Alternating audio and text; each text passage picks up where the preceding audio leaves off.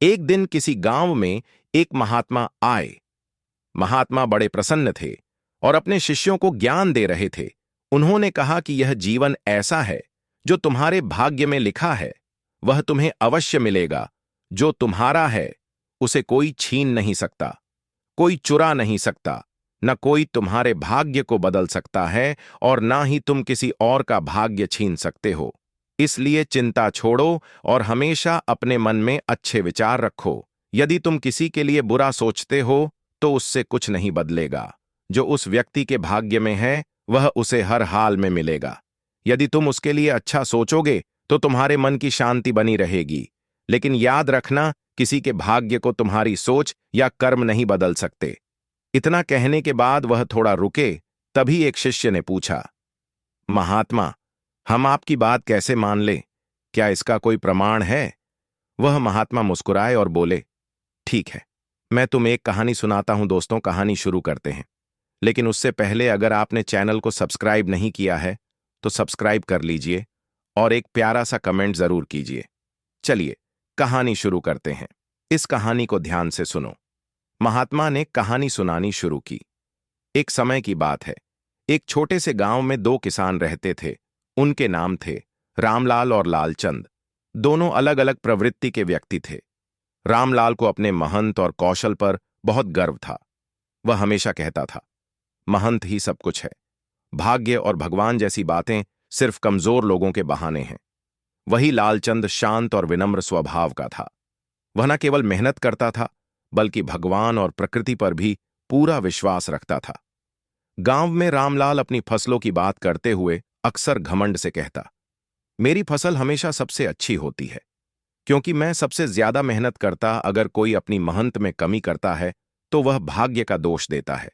दूसरी ओर लालचंद कहता, मेहनत जरूरी है लेकिन भाग्य और प्रकृति का आशीर्वाद भी उतना ही महत्वपूर्ण है।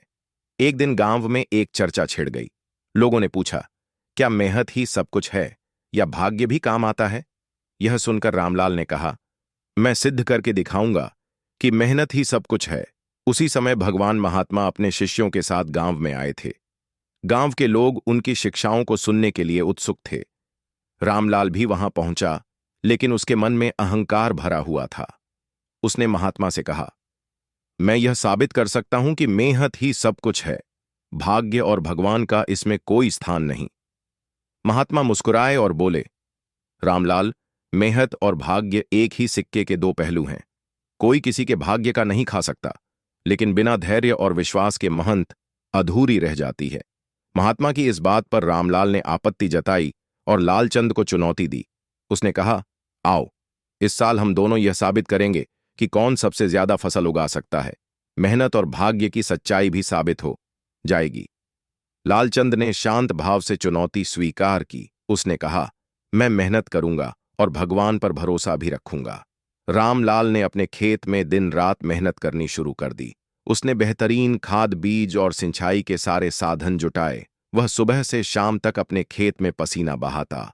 वहीं लालचंद भी मेहनत कर रहा था, लेकिन शांत और संतुलित होकर वह अपने खेत की देखभाल करता, साथ ही भगवान को धन्यवाद देता और प्रार्थना करता। धीरे धीरे समय बीतने लगा।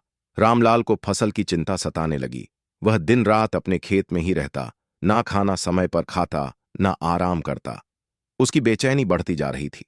दूसरी ओर लालचंद शांति और धैर्य से काम करता और कहता, जो हो गा, अच्छा हो गा।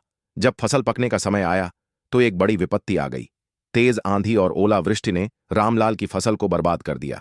उसका सारा श्रम मिट्टी में मिल गया। वह बेहद परेशान हो गया। उसने गुस्से में कहा, यह भगवान का अन्याय है।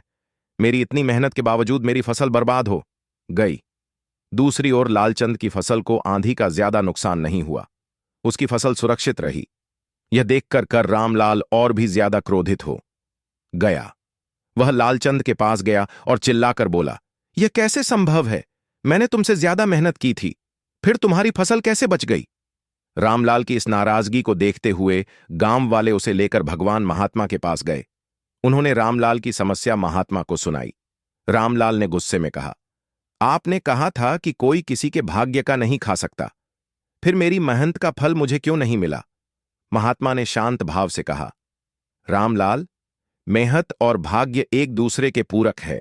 तुमने मेहनत तो की, लेकिन तुम्हारे मन में घमंड और अधीरता थी। यह घमंड तुम्हारे भाग्य के आशीर्वाद को रोकता है। दूसरी ओर लालचंद ने मेहनत के साथ साथ विनम्रता और धैर्य भी रखा। महात्मा की बात सुनकर रामलाल का घमंड टूट गया।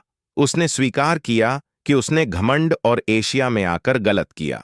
उसने लालचंद से माफी मांगी और कहा, अब मुझे समझ में आया कि मेहनत के साथ साथ विनम्रता और धैर्य भी जरूरी है। लालचंद ने उसे क्षमा कर दिया और कहा, जीवन में हार जीत से ज्यादा महत्वपूर्ण है सीखना। अगर तुमने आज यह सीख लिया तो यह भी तुम्हारी जीत है।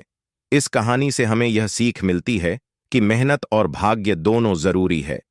हमें अपनी मेहनत पर गर्व होना चाहिए, लेकिन घमंड नहीं करना चाहिए। कोई किसी के भाग्य का नहीं खा सकता।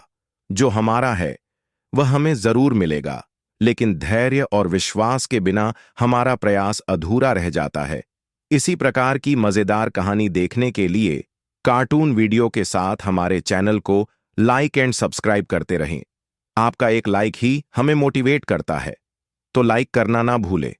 धन्यवाद।